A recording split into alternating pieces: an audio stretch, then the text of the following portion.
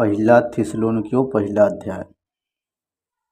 पौलुस और सिलवानुस और तीमुथियुस की ओर से थिस्सलुनीकियों को कलीसिया के नाम जो परमेश्वर पिता और प्रभु यीशु मसीह में है, अनुग्रह और शांति तुम्हें मिलती रहे। थिस्सलुनीकियों का विश्वास। हम अपनी प्रार्थना में तुम्हें स्मरण करते और सदा तुम सबके विषय में परमेश्वर का धन्यवाद करते हैं और अपने परमेश्वर और पिता के सामने तुम्हारे विश्वास के काम और प्रेम का परिश्रम और हमारे प्रभु यीशु मसीह में आशा की धीरता को लगातार स्मरण करते हैं। हे भाइयों, परमेश्वर के प्रिय लोगों, हम जानते हैं कि तुम चुने हुए हो, क्योंकि हमारा सुसमाचार तुम्हारे पास न केवल शब्द मात्र ही में वरन सामर्थ्य और पवित्र आत्मा में और बड़े निश्चय के साथ पहुंचा है। जैसा तुम जानते हो कि हम तुम्हारे लिए तुम्हारे बीच में कैसे बन गए थे।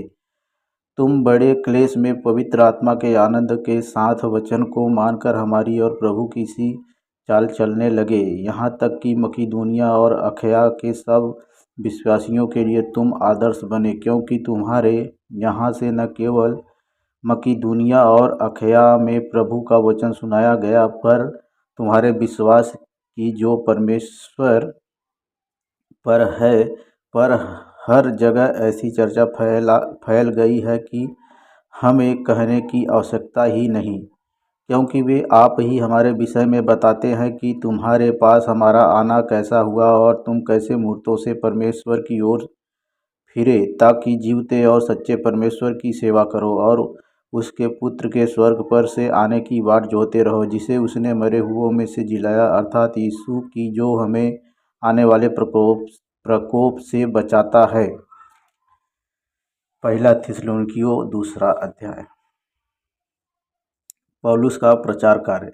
हे भाइयों, तुम आप ही जानते हो कि हमारा तुम्हारे पास आना व्यर्थ न हुआ, वरन तुम आप ही जानते हो कि पहले फिलिप्पी में दुख उठाने और उपद्रव सहने पर भी हमारे परमेश्वर ने हमें ऐसा साहस दिया कि हम परमेश्वर का सुसमाचार भारी विरोधों के होते हुए भी तुम्हें सुनाएं, क्योंकि हमारा उपदेश न भ्रम से है और न अशुद्धता से और न छल के साथ है, पर जैसा परमेश्वर ने हमें योग्य ठहरा कर सुसमाचार सौंपा, हम वैसा ही वर्णन करते हैं, और इसमें मनुष्यों को नहीं परंतु परमेश्वर को, जो हमारे मनों को जांचता है, प्रसन्न करते हैं। क्योंकि तुम जानते हो कि हम न तो कभी चापलूसी की बातें किया करते थे और न लोभ के लिए बहाना करते थे। परमेश्वर गवाह है, और यद्यपि हम मसीह के प्रेरित होने के कारण तुम पर बोझ डाल सकते थे, तो भी हम मनुष्यों से आदर नहीं चाहते थे, और न तुमसे न और किसी से, परंतु जिस तरह हम माता अपने बालकों का पालन पोषण करती है, वैसे ही हमने भी तुम्हारे बीच में रहकर कोमलता दिखाई है, और वैसे ही हम तुम्हारी लालसा करते हुए न केवल परमेश्वर का सुसमाचार पर अपना प्राण भी तुम्हें देने को तैयार थे, इसलिए कि तुम हमारे प्रिय हो गए थे। क्योंकि हे भाइयों, तुम हमारे परिश्रम और कष्ट को स्मरण रखते हो। हमने इसलिए रात दिन काम धंधा करते हुए तुम में परमेश्वर का सुसमाचार प्रचार किया कि तुम में से किसी पर भार न हो। तुम आप ही गवाह हो, और परमेश्वर भी गवाह है कि तुम विश्वासियों के बीच में हमारा व्यवहार कैसा पवित्र और धार्मिक और निर्दोष रहा। तुम जानते हो कि जैसा पिता अपने बालकों के साथ व्यवहार करता है, वैसे ही हम भी तुम में से हर एक को उपदेश करते और शांति देते और समझाते थे कि तुम्हारा चाल चलन परमेश्वर के योग्य हो, जो तुम्हें अपने राज्य और महिमा में बुलाता है। इसलिए हम भी परमेश्वर का धन्यवाद निरंतर करते हैं कि जब हमारे द्वारा परमेश्वर के सुसमाचार का वचन तुम्हारे पास पहुंचा, तो तुमने उसे मनुष्यों का नहीं परंतु परमेश्वर का वचन समझकर और सचमुच यह ऐसा ही है ग्रहण किया, और वह तुम विश्वासियों में जो विश्वास रखते हो प्रभावशील है।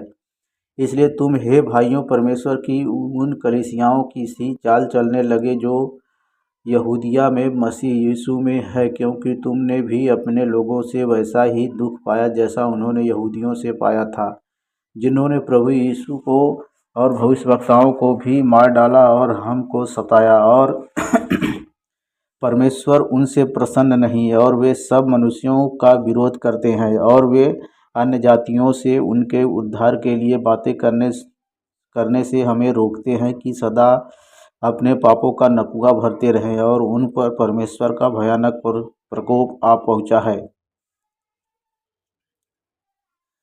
कलीसिया से मिलने की अभिलाषा। हे भाइयों, जब हम थोड़ी देर के लिए मन में नहीं वरन प्रगट में तुमसे अलग हो गए थे, तो हमने बड़ी लालसा के साथ तुम्हारा मुंह देखने के लिए और भी अधिक यत्न किया। इसलिए हमने अर्थात मुझ पौलुस ने एक बार नहीं वरन 2 बार तुम्हारे पास आना चाहा, परंतु शैतान हमें रोके रहा।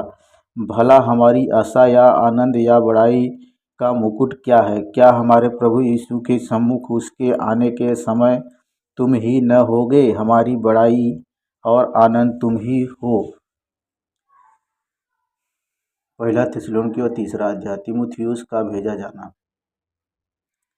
इसलिए जब हमसे और न रहा गया, तो हमने यह ठहराया कि एथेंस में अकेले रह जाएं, और हमने तीमुथियुस को, जो मसीह के अनुसार मसीह के सुसमाचार में हमारा भाई और परमेश्वर का सेवक है, इसलिए भेजा कि वह तुम्हें स्थिर करे और तुम्हारे विश्वास के विषय में तुम्हें समझाए कि कोई इन क्लेशों के कारण डगमगा न जाए, क्योंकि तुम आप जानते हो कि हम इन्हीं के लिए ठहराए गए हैं। क्योंकि पहले ही जब हम तुम्हारे यहाँ थे, तो तुमसे कहा करते थे कि हमें क्लेश उठाने पड़ेंगे, और ऐसा ही हुआ है, जैसा कि तुम जानते भी हो। इस कारण जब मुझसे और न रहा गया, तो तुम्हारे विश्वास का हाल जानने के लिए भेजा कि कहीं ऐसा न हो कि परीक्षा करने वाले ने तुम्हारी परीक्षा की हो और हमारा परिश्रम व्यर्थ हो गया हो। तीमुथियुस द्वारा समाचार मिलना। पर अभी तीमुथियुस ने, जो तुम्हारे पास से हमारे यहाँ आया है, तुम्हारे विश्वास और प्रेम का सुसमाचार सुनाया, और इस बात को भी सुनाया कि तुम सदा प्रेम के साथ हमें स्मरण करते हो और हमारे देखने की लालसा रखते हो, जैसा हम भी तुम्हें देखने की। इसलिए हे भाइयों, हमने अपने सारे दुख और क्लेश में तुम्हारे विश्वास से तुम्हारे विषयों में शांति पाई, क्योंकि अब यदि तुम प्रभु में स्थिर रहो, तो हम जीवित है, और जैसा आनंद हमें तुम्हारे कारण अपने परमेश्वर के सामने है, उसके बदले तुम्हारे विषय में हम किस रीति से परमेश्वर का धन्यवाद करें। हम रात दिन बहुत ही प्रार्थना करते रहते हैं कि तुम्हारा मुँह देखे और तुम्हारे विषय की घटी पूरी करे। अब हमारा परमेश्वर और पिता आप ही और हमारा प्रभु यीशु तुम्हारे यहाँ आने में हमारी अगुवाई करे, और प्रभु ऐसा करे कि जैसा हम तुमसे प्रेम रखते हैं, वैसा ही तुम्हारा प्रेम भी आपस में और सब मनुष्यों के साथ बढ़े, और सब मनुष्यों के साथ बढ़े और उन्नति करता जाए, ताकि वह तुम्हारे मनों को ऐसा स्थिर करे कि जब हमारा प्रभु यीशु अपने सब पवित्र लोगों के साथ आए, तो वे हमारे परमेश्वर और पिता के सामने पवित्रता में निर्दोष ठहरे। जीवन जो परमेश्वर को प्रसन्न करे। पहला थिस्सलुनीकियों 4 अध्याय। इसलिए हे भाइयों, हम तुमसे विनती करते हैं और तुम्हें प्रभु यीशु में समझाते हैं कि जैसे तुमने हमसे योग्य चाल चलना और परमेश्वर को प्रसन्न करना सीखा है, और जैसा तुम चलते भी हो, वैसे ही और भी बढ़ते जाओ, क्योंकि तुम जानते हो कि हमने प्रभु यीशु की ओर से तुम्हें कौन कौन सी आज्ञा पहुंचाई। क्योंकि परमेश्वर की इच्छा यह है कि तुम पवित्र बनो, अर्थात व्यभिचार से बचे रहो, और तुम में से हर एक पवित्रता और आदर के साथ अपनी पत्नी को प्राप्त करना जाने,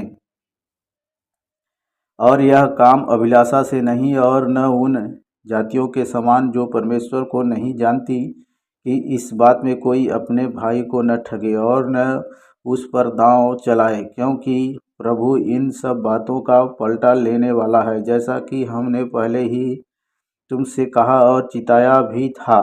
क्योंकि परमेश्वर ने हमें अशुद्ध होने के लिए नहीं परंतु पवित्र होने के लिए बुलाया है। इस कारण जो इसे तुच्छ जानता है वह मनुष्य को नहीं परंतु परमेश्वर को तुच्छ जानता है, जो अपना पवित्र आत्मा तुम्हें देता है। किंतु भाईचारे की प्रीति के विषय में यह आवश्यक नहीं कि मैं तुम्हारे पास कुछ लिखूं, क्योंकि आपस में प्रेम रखना तुमने आप ही परमेश्वर से सीखा है। और सारे मकीदुनिया के सब भाइयों के साथ ऐसा करते भी हो। परंतु हे भाइयों, हम तुम्हें समझाते हैं कि और भी बढ़ते जाओ, और जैसी हमने तुम्हें आज्ञा दी है वैसे ही चुपचाप रहने और अपना अपना काम काज करने और अपने अपने हाथों से कमाने का प्रयत्न करो, ताकि बाहर वालों से आदर प्राप्त करो और तुम्हें किसी वस्तु की घटी न हो। यीशु का पुनरागमन। हे भाइयों, हम नहीं चाहते कि तुम उनके विषयों में जो सोते हैं अज्ञानी रहो। ऐसा न हो कि तुम दूसरों के समान शोक करो जिन्हें आशा नहीं। क्योंकि यदि हम विश्वास करते हैं कि यीशु मरा और जी भी उठा, तो वैसे ही परमेश्वर उन्हें भी जो यीशु में सो गए हैं उसी के साथ ले आएगा। क्योंकि हम प्रभु के वचन के अनुसार तुमसे यह कहते हैं कि हम जो जीवित हैं और प्रभु के आने तक बचे रहेंगे, सोए हुओं से कभी आगे न बढ़ेंगे। क्योंकि प्रभु आप ही स्वर्ग से उतरेगा। उस समय ललकार और प्रधान दूत का शब्द सुनाई देगा और परमेश्वर की तुरही फूंकी जाएगी, और जो मसीह में मरे हैं वे पहले जी उठेंगे। तब हम जो जीवित और बचे रहेंगे उनके साथ बादलों पर उठा लिए जाएंगे कि हवा में प्रभु से मिले, और इस रीति से हम सदा प्रभु के साथ रहेंगे। इस प्रकार इन बातों से एक दूसरे को शांति दिया करो। पुनरागमन के लिए तैयार रहना। 5वां अध्याय। पर हे भाइयों, इसका प्रयोजन नहीं कि समयों और कालों के विषयों में तुम्हारे पास कुछ लिखा जाए, क्योंकि तुम आप ठीक जानते हो कि जैसा रात को चोर आता है वैसा ही प्रभु का दिन आने वाला है। जब लोग कहते होंगे कुशल है और कुछ भय नहीं, तो उन पर एकाएक विनाश आ पड़ेगा। जिस प्रकार गर्भवती पर पीड़ा और वे किसी रीति से न बचेंगे। पर हे भाइयों, तुम तो अंधकार में नहीं हो कि वह दिन तुम पर चोर के समान आ पड़े। क्योंकि तुम सब ज्योति की संतान हो और दिन की संतान हो। हम न रात के हैं न अंधकार के हैं। इसलिए हम दूसरों के समान सोते न रहें, पर जागते और सावधान रहें। क्योंकि जो सोते हैं वे रात ही को सोते हैं, और जो मतवाले होते हैं वे रात ही को मतवाले होते हैं। पर हम जो दिन के हैं विश्वास और प्रेम की झिलम पहनकर और उद्धार की आशा का टोप पहनकर सावधान रहें। क्योंकि परमेश्वर ने हमें क्रोध के लिए नहीं परंतु इसलिए ठहराया है कि हम अपने प्रभु यीशु मसीह के द्वारा उद्धार प्राप्त करें। वह हमारे लिए इस कारण हम मरा कि हम चाहे जागते हों चाहे सोते हों, सब मिलकर उसी के साथ जिएं। इस कारण एक दूसरे को शांति दो और एक दूसरे की उन्नति का कारण बनो, जैसा कि तुम करते भी हो। कलीसिया को उपदेश। हे भाइयों, हम तुमसे विनती करते हैं कि जो तुम में परिश्रम करते हैं और प्रभु में तुम्हारे अगुए हैं और तुम्हें शिक्षा देते हैं, उनका सम्मान करो और उनके काम के कारण प्रेम के साथ उनको बहुत ही आदर के योग्य समझो। आपस में मेल मिलाप से रहो। हे भाइयों, हम तुम्हें समझाते हैं कि जो ठीक चाल नहीं चलते उनको समझाओ। कायरों को ढाढ़स दो, निर्बलों को संभालो, सब की ओर सहनशीलता दिखाओ। सावधान, कोई किसी से बुराई के बदले बुराई न करे, पर सदा भलाई करने पर तत्पर रहो। आपस में और सबसे भी भलाई ही की चेष्टा करो। सदा आनंदित रहो, निरंतर प्रार्थना में लगे रहो। हर बात में धन्यवाद करो, क्योंकि तुम्हारे लिए मसीह यीशु में परमेश्वर की यही इच्छा है। आत्मा को न बुझाओ, भविष्यवाणियों को तुच्छ न जानो, सब बातों को परखो, जो अच्छी है उसे पकड़े रहो, सब प्रकार की बुराई से बचे रहो। आशीर्वाद। शांति का परमेश्वर आप ही तुम्हें पूरी रीति से पवित्र करे और तुम्हारी आत्मा और प्राण और देह हमारे प्रभु यीशु मसीह के आने तक पूरे पूरे और निर्दोष सुरक्षित रहे। तुम्हारा बुलाने वाला सच्चा है और वह ऐसा ही करेगा।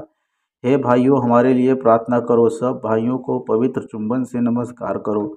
मैं तुम्हें प्रभु की शपथ देता हूँ कि यह पत्री सब भाइयों को पढ़कर सुनाई जाए। हमारे प्रभु यीशु मसीह का अनुग्रह तुम पर होता रहे।